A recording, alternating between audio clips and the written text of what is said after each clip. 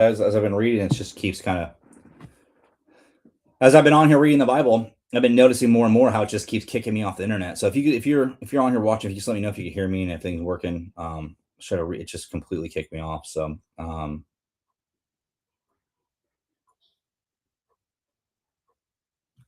just gonna double check on my phone. I don't know what's going on. Uh, the internet definitely doesn't like the Bible read on the internet. That's for sure.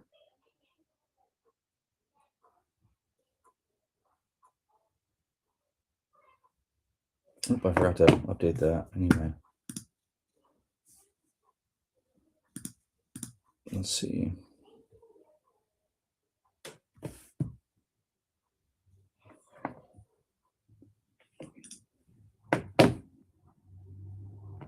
I think it's working. I'm gonna go ahead and just keep reading.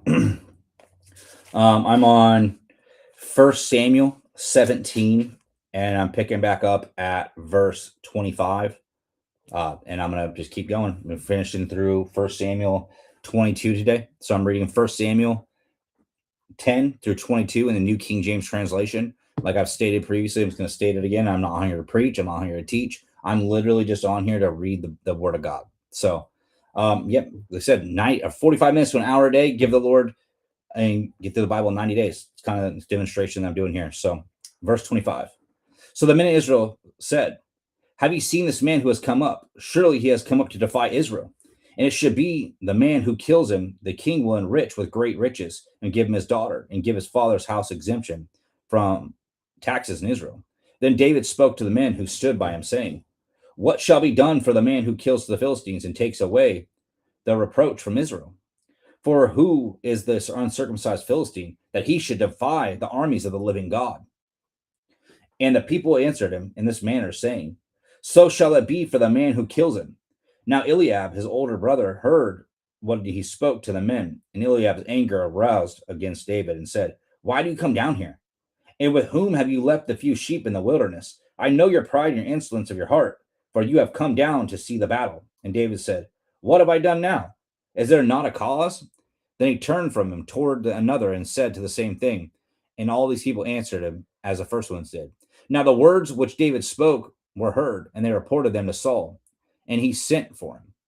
Then David said to Saul, let no man's heart fail because of him. Your servant will go and fight with this Philistine. And Saul said to David, you are not able to go up against this Philistine to fight with him. You are a youth and a man of war from his, and he is a man of war from his youth.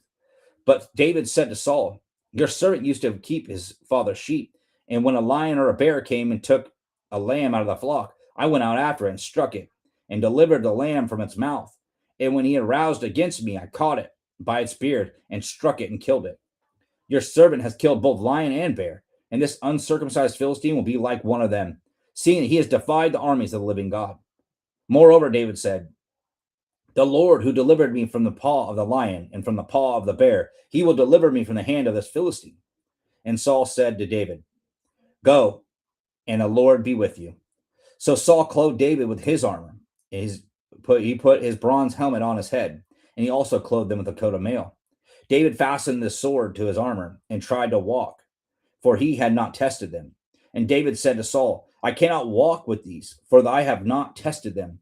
So David took them off, and he took his staff in his hand and chose for himself 5 smooth stones from the brook and put them in a shepherd's bag in a pouch that he had. And a sling was in his hand, and he drew near to the Philistine. So the Philistine came and began drawing near to David, and the man who bore the shield went before him. And the Philistines looked about and saw David. He disdained him, and he was only a youth, ruddy and good looking. So the Philistine said to David, am I a dog that you come to me with sticks? And the Philistine cursed David by his gods. And the Philistine came to David, come to me, and I will give your flesh to the birds of the air and the beasts of the field. Then David said to the Philistine, you come to me with your sword and with your spear and with a javelin, but I come to you in the name of the Lord of hosts, the God of the armies of Israel, whom you have defied. This day the Lord will deliver you into the hand, and I will strike you and take your head from you.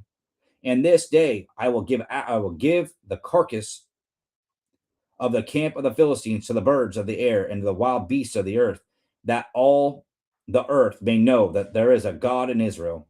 Then all this assembly shall know that the Lord God does not save with the sword and spear, for the battle is the Lord's, and he will give it into our hands. So it was, when the Philistine arose and came and to draw near to meet David, and that David hurried and ran toward the army to meet the Philistine. Then David put in his hand in his bag and took out a stone, and he slung it and struck the Philistine in his forehead, so that the stone sunk into his forehead, and he fell on his face to the earth. So David prevailed over the Philistine with a sling and a stone, and struck the Philistine and killed him. But there was no sword in the hand of David. Therefore David ran and stood over the Philistine, took his sword and drew it out of its sheath, and killed him, and cut off his head with it. And when the Philistines saw that their champion was dead, they fled. Now the men of Israel and Judah rose and shouted, and they pursued the Philistines as far as the entrance of the valley, and to the gates of Ekron. And the wounded of the Philistines fell along the road of Sharim, even as far as Gath and Ekron. Then the children of Israel returned from chasing the Philistines, and they plundered their tents. And David took the head of the Philistine and brought it to Jerusalem, and he put his armor in his tent. When Saul saw David going out against the Philistines, he said to Abner, the commander of his army, Abner, whose son is this youth? And Abner said, As your soul lives, O king, I do not know. So the king said, Inquire whose son this young man is. Then David returned from the slaughter of the Philistine. And Abner took him and brought him before Saul with the head of the Philistine in his hand. And Saul said to him, Whose son are you, young man? So David answered, I am the son of your servant Jesse the Bethlehemite. So when he had finished speaking to Saul, the soul of David was knitted to the soul of David, and Jonathan loved him as his own soul. Saul took him that day and would not let him go home to his father's house anymore. Then Jonathan and David made a covenant because he loved him as his own soul. And Jonathan took off his robe that was on him and gave it to David with his armor, even to his sword and his bow and his belt. So David went out wherever Saul sent him and behaved wisely. And Saul set him over the men of war, and he was accepted in the sight of all the people, and also in the sight of Saul's servants.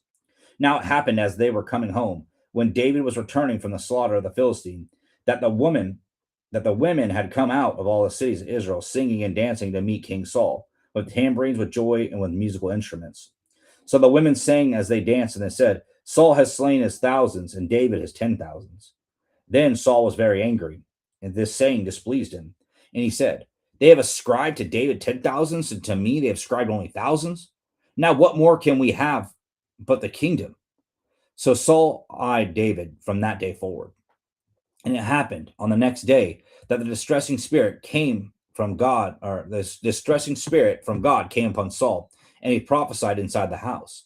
So David played the music with his hand, and other times, but there was a spear in Saul's hand. And Saul cast the spear, for he said, I will pin David to the wall. But David escaped his presence twice. Now Saul was afraid of David, because the Lord was with him, but he had departed from Saul. Therefore Saul removed him from his presence and made him his captain over 1,000. And he went out and came in before the people. And David behaved wisely in all his ways, and the Lord was with him. Therefore, when Saul saw that he behaved very wisely, he was afraid of him. But all Israel and Judah loved David, because he went out and came in before them. Then Saul said to David, Here's my older daughter Merab. I will give her to you as wife, but only be valiant for me and fight the Lord's battles. For Saul thought, Let my hand not be against him, but let the hand of the Philistines be against him. So David said to Saul, Whom am I?